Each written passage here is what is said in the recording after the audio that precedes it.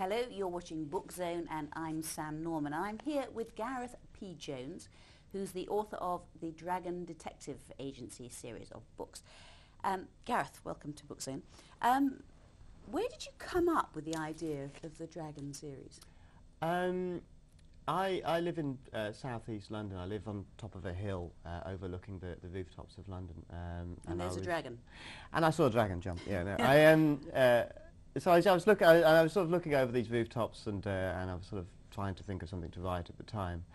And we also have these squirrels that jump across. It sounds a bit random about dragons, but bear with me. These squirrels jump across the rooftops and steal from our bins, and one of them sort of tends to keep watch, and the other one goes in, or at least I think that's what's going on. And I was kind of watching this, and somebody sort of walked past, and the squirrel sort of jumped over the top, and then went into the bins, and this sort of sense of another world going on above your heads.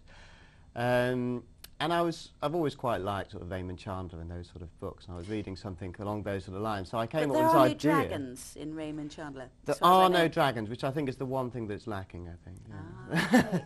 So this is sort of Raymond Chandler, but for kids with dragons. Yes, that's the idea. It's a tough, gritty detective who is a dragon and lives in London. Called Dirk Dilly. Dirk Dilly. Okay. And how many have you written now? I've just finished number 4, which is coming out in June. It's the Case of the Stolen Film. When did the first one come out?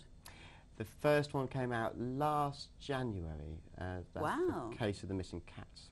So that's quite a work ethic you've got there. What? Yeah, I try to get.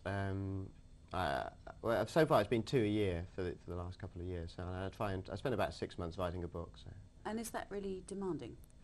It's quite demanding because I have a day job as well, so I spend a lot of time writing on buses and scribbling away, and these days on buses people tend to talk loudly on phones or play their music, which is a bit irritating when you're in the middle of writing. So you're a the very guy important tutting at the back. Yes, I'm writing about dragons here.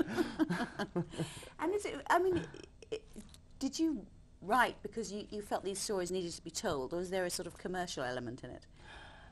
It's not a commercial thought that drives me. It's stuff that's fun. I mean, there's nothing. I mean, we all know how good fun it is to be involved in reading a book, but writing books is so much more exciting. You know, because you've got this adventure and you literally don't know what's going to happen. I mean, you've got a plan. You know, you can work out sort of roughly where you're going. But you know, I very much believe in writing yourself into a corner. And so that quite often something will happen at the end of a chapter which will surprise me, and then I'll sit there going, "Oh, how's he going to why does that happen?" You know. That's living dangerously, isn't it? Yeah, and that's so much fun. And when you get the answer, it's difficult because you can get frustrated. But then when you get the answers, it's such a relief. Now, tell me about the latest one. It's called The Case of the Vanished Sea Dragon.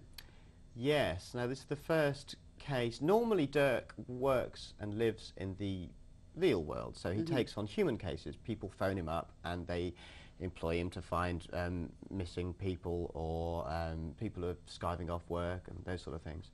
But in the third book, he comes back to his office and finds a sea dragon in his office.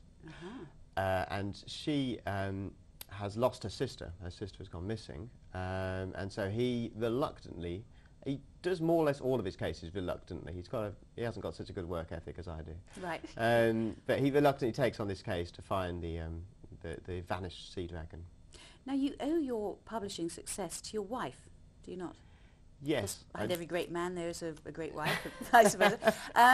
So tell me about that. When I first came up with the idea, and I'd been sitting scrawling away. I wrote the first 2 chapters and then I just left it and kind of forgot about it and got back to my day job and kind of forgot about this whole dragon thing altogether. And then my wife, luckily, had hurt her ankle quite badly. Luckily for me, not for her so much. She was looking through the computer and she found the Dragon Detective Agency, which she thought was such a great title. She thought, I'll have to look at that. And then she looked at it and read through it.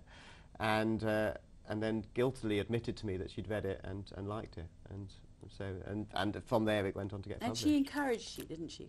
She encouraged me. She'd read my previous books that I'd tried. I'd written a couple of books before that didn't get published, and she read this one and said this one's much better. Well, best of luck. I hope there are many, many more. I'm sure there should be. So we were talking about The Case of the Vanished Sea Dragon, and I was talking to Gareth P Jones. The book is published by Bloomsbury.